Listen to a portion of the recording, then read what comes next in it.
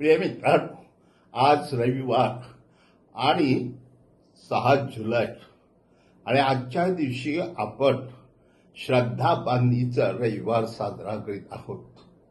ह्या श्रद्धा बांधणीच्या संदर्भामध्ये आपल्याला सांगण्यात आलेलं आहे की पीक उदंड आहे, परंतु कामकरी थोडे आहेत.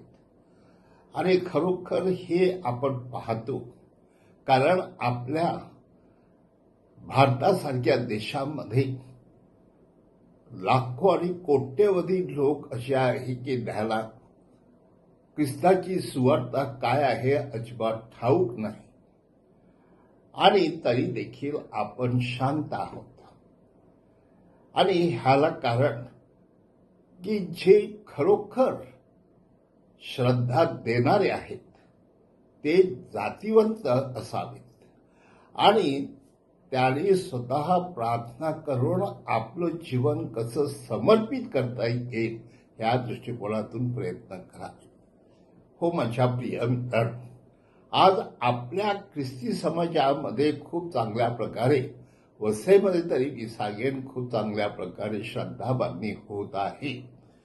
आणि त्यामध्ये लहान मुलांचं संडे स्कूल होत आहेच, परंतु युवकांसाठी, स्त्री पुरुषांसाठी निरनिराळ्या प्रकारचे कार्यक्रम घेऊन आपण त्यांची श्रद्धा बांधणी करतो आणि ते देखील श्रद्धेमध्ये दृढ होत आहेत हे आपल्याला दिसतं. अनेक लोक खरोखर जातीवंत असे ख्रिस्ती आहेत आणि ते येशूच्या शिकवणुकीप्रमाणे जगतात, आणि म्हणून त्या बाबतीमध्ये आपल्या मनात जास्त शंका नसावी. परंतु जेव्हा आपण पाहतो की काही लोक निरनिराळ्या ठिकाणी, विशेषतः ताबोरसारख्या ठिकाणी किंवा अन्य आपल्या पॅरिशमध्ये निरनिराळ्या जातीचे लोक येतात, प्रार्थना सभेत सहभागी होतात आणि ते श्रद्धेमध्ये वाढत आहेत, परंतु आपण त्यांना श्रद्धेमध्ये आणण्यासाठी घाबरतो.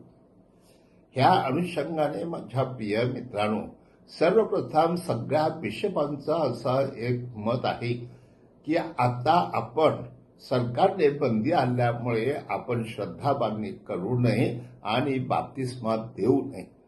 हो माझ्या प्रिय बंधूंनो, ह्या ठिकाणी प्रश्न हा एकच आहे की आपण ह्या सरकारचं ऐकायचं की येशूचं आणि देवाचं ऐकायचं, हा प्रश्न आहेच. परंतु माझ्या प्रिय बंधू भगिनींनो, आपापल्या परिसरामध्ये सुद्धा आपण लोकांना तयार करू शकतो आणि त्यासाठी आपण स्वतः प्रयत्न केले पाहिजेत आणि आपण पाऊल पुढे टाकलं पाहिजे. हो माझ्या प्रिय मित्रांनो, दुसरी एक महत्वाची गोष्ट आपण पाहतो की काही लोक श्रद्धेमध्ये आलेले आहेत, त्यांचा बाप्तिस्मा झालेला आहे, पण त्यांच्याकडे लक्ष देऊन त्यांची श्रद्धा कशी वाढवावी ह्या दृष्टिकोनातून प्रयत्न केले जावेत, आणि ते मात्र होत नाहीत. हे देखील आता आपल्याला दिसून आलेलं आहे. आणि माझ्या प्रिय बंधूंनो, त्या अनुषंगाने त्या भागामध्ये ते आहेत आणि त्यांचे धर्मगुरू असतील त्यांनी त्या संदर्भामध्ये कशी पाऊलं उचलावीत आणि इतर प्रापंचिकांना नेऊन त्यांची श्रद्धा कशी बळकट करावी ह्या दृष्टिकोनातून प्रयत्न हवेत. हो माझ्या प्रिय बंधूंनो, अशा ह्या लोकांची श्रद्धा खूप मजबूत असते आणि ते आपल्या सामान्य ख्रिस्ती लोकांपेक्षाही अधिक श्रद्धावंत आहेत असं आपल्याला दिसून येईल. हो माझ्या प्रिय बंधूंनो, आज श्रद्धा बांधणीसाठी अनेक प्रापंचिक नेते निरनिराळ्या पातळीवरती आपली प्रार्थना ग्रुप घेऊन त्याद्वारे प्रयत्न करीत आहेत. परंतु माझ्या प्रिय बंधू भगिनींनो, त्याबद्दल मी त्यांचं कौतुक करतो, कारण ते खूप त्याग करतात आणि त्यासाठी ते आपलं जीवन समर्पित करतात. परंतु त्या अनुषंगानेच आपण लक्षात घ्यावं की अधिकाधिक लोकांनी आपण बाहेर पडून अनेक ठिकाणी आपण जाऊन ही श्रद्धा देऊ शकतो, हे देखील तितकंच चांगलं आहे आणि ते समजण्यासारखं आहे, कारण काही प्रापंचिक तसं करत आहेत. हो प्रिय बंधूंनो, आज मी त्यांचं खूप कौतुक करतो, त्याचबरोबर ख्रिस्त सभेलाही सांगतो की परमेश्वराची इच्छा आहे की आपण त्या स्वर्गीय पित्याकडे प्रार्थना करावी, म्हणजे ते आपल्यामध्ये हे श्रद्धावंत पाठवतील.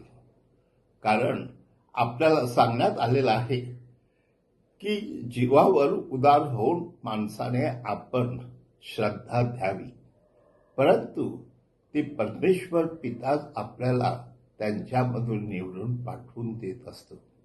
तर त्या पित्याकडे पाठवून ते कामकरी आणि विशेषतः हे श्रद्धावंत त्यांनी पाठवावेत, म्हणून त्यासाठी प्रार्थना करूया.